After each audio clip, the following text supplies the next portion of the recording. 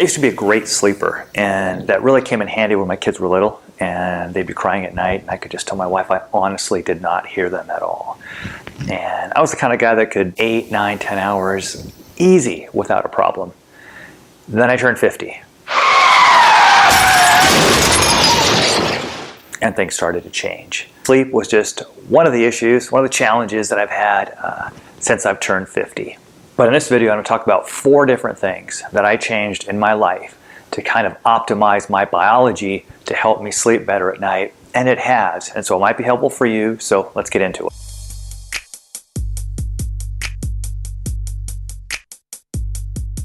Everyone, welcome to the channel. Ed Deboo, physical therapist out of Integrated Physical Therapy in Bellingham, Washington. So I've been a PT for about 27 years now. And one of the things that I talk to my clients about is how well do you sleep at night? And it really is all over the board. Some people sleep just fine, but most of the time people with chronic musculoskeletal issues do not sleep well at night. My fibromyalgia patients, my chronic fatigue syndrome patients, things like that, they just don't sleep well at night. So a big part of what I try to do is give them the education, knowledge, tools to help them sleep better at night, because then you know what? They'll feel better, because when we sleep, it's really the only time we have a chance to heal. Another concept I talk to my clients about is biology before pharmacology. What do I mean by that? So many times we look for a pill for every ill. So I'm having trouble sleeping at night. You know what? Take Ambien, take melatonin. You know what? I'm super tired in the morning. So yeah, well, here, have some coffee, have a bullet coffee, caffeine, get yourself going. You know, I have trouble focusing. Well, okay, maybe take an Adderall or something to kind of clear yourself. I'm not anti-medicine or anti-pharmaceuticals, but what I am is pro-biology first. So I look at this just for myself and I think, well, what can I do within my own biology to optimize my ability?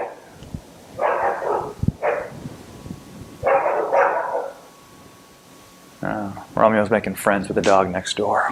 Now, just for the record, I'm not against medicine or pharmaceuticals or anything like that. Obviously, if you have medicine, you take them if you need them. However, what I am is pro-biological protocols first. So for example, if I'm not sleeping well at night, before I reach for the melatonin, maybe I can take a quick inventory to see, is there things that I'm doing in my life that's maybe contributing to my natural rhythms of not wanting to sleep at night or whatever it might be. Same thing for inability to learn. Well, is there some way I can increase my neuroplasticity for long-term learning to help me retain what I'm trying to learn? And there are science-based, peer-reviewed protocols out there that can help us. So my take for myself personally and for my clients is, let's try to optimize our biology first before we go reaching for something over the counter or prescription-wise that might get the job done a little bit easier. Now we're going to go through 4 things that I've changed in my life to help me sleep better at night that you might find helpful. Reason number 1, why I wasn't sleeping well at night, I wasn't getting enough early morning sunlight. Wait a minute, Ed, we're talking about sleep. What does getting up early and getting sunlight have to do with anything? Well, it has to deal with what we call the circadian rhythm, and more specifically the master clock and our hypothalamus that controls all the other little mini clocks in our body. And it's called the suprachiasmatic nucleus. And the way it's activated are these melanopsin cells with blue light, especially the low solar angle blue light that we have just about an hour or so after sunrise. So it's really important that you get out there, ideally for about a half an hour. In future videos, we'll be talking a little bit more about how many lux you need to really maximize that. But the idea is just try to spend 15, 20, 30 minutes if you can outside, even if it's cloudy, because you're still getting the sun rays. If it happens to be bright and sunny, if you can, as long as it's not painful for your eyes, don't wear sunglasses. Because the idea is you want that sunlight to come into your eyes, hit the retina, hit the melanopsin, activate the suprachiasmatic nucleus, and that releases cortisol, which is kind of the opposite of melatonin. It gets everything going for the day. What it also does is it starts the timer. So roughly 14 hours from when you have that first bright light, the brain knows to stimulate the pineal gland to start releasing melatonin. So try to get outside 25, 30 minutes a day in the morning, low solar angle, reset your circadian rhythms, increase the cortisol, and get ready for your day. By the way, if you are over 50 and watching this like Elizabeth and I are, and you are really truly interested in taking your health to the next level and learning how to age strong in all aspects of aging, nutrition, flexibility, strength, cognition, then really consider joining us at Live Well 50. I'll put the link down below here and check it out, see how it is. It's a monthly membership. You get your money back if you don't like it, so there's really no risk in trying. Give it a try at livewell50.com. I don't think you'll be disappointed. The second thing I realized was that our bedroom at night was a little bit too hot. Now what happens is the natural rhythm of our body temperature, we fluctuate a little bit. We're not all 98.6 all the time. What's natural is as the sun sets and as we start getting further and further into the night, we start slowly releasing melatonin and our body temperature actually starts to cool. And the reason is, in order for us to fall asleep effectively, our core temperature needs to drop by about 1 degree Fahrenheit. Now imagine if you've ever slept in a room that's too hot and you have trouble falling asleep, and that's why. So ideally, I know it's not always possible, but ideally you want your room to be somewhere in that 65 to 68 degree Fahrenheit temperature. So maybe pop open a window or keep the heat down at night, whatever you need to do.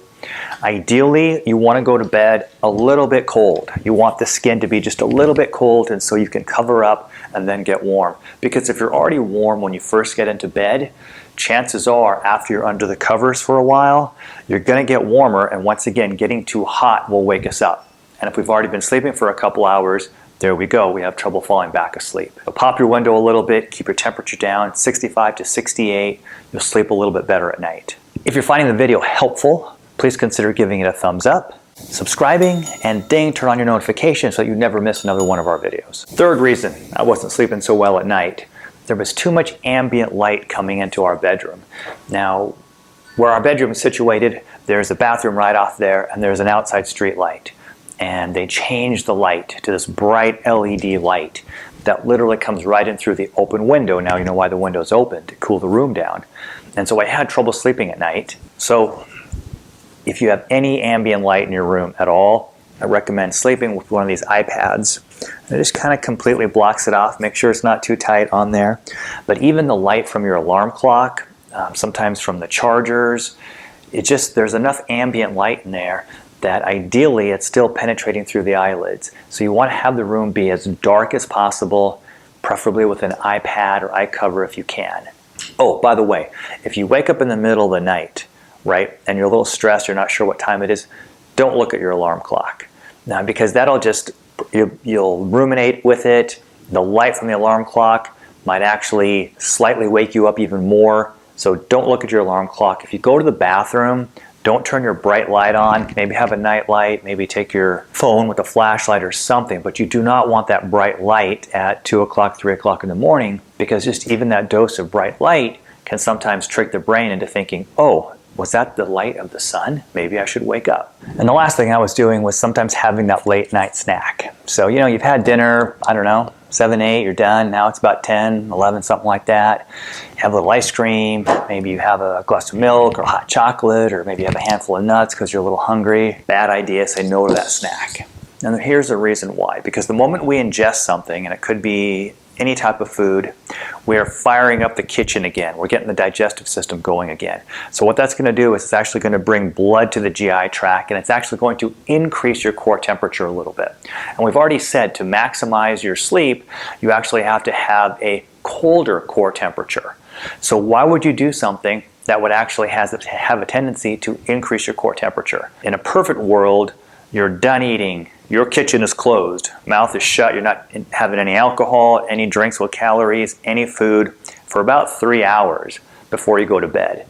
And the reason is it gives your stomach enough time to digest the food that's already there, and then actually lower your core temperature a little bit so that you fall asleep a little bit better. There's actually some good science about time-restricted eating. This video isn't about what to eat or what not to eat, and food science is all over the board, but what I do like is the science behind trying to get all your calories in a 10 to 12 hour window. And that has been shown to have all sorts of positive effects on us biologically. More utilization of fat, so it's easier to control your weight. You don't get the spike in blood sugar levels. So what you would do, for example, is if you had your first calorie at 7 a.m., whether it's cream in your coffee or cereal, your kitchen is open. And then you want to keep that kitchen open, and you can eat during the day, but then you want to close that kitchen within 12 hours. So that would mean you'd be done eating by about 7. and then you're done until the next day. And that way, you've got all your calories in a 12-hour period of time, and then you have a nice 12-hour fast in order to give your body a chance to repair, digest, and all those things that we need to do. So you got 4 additional variables that you may or may not have been aware of that you can try to modify and manipulate to help you sleep better at night. If you have any questions or if it does help you, please leave it down below and let me know what's going on. And until the next video. All right, thank you.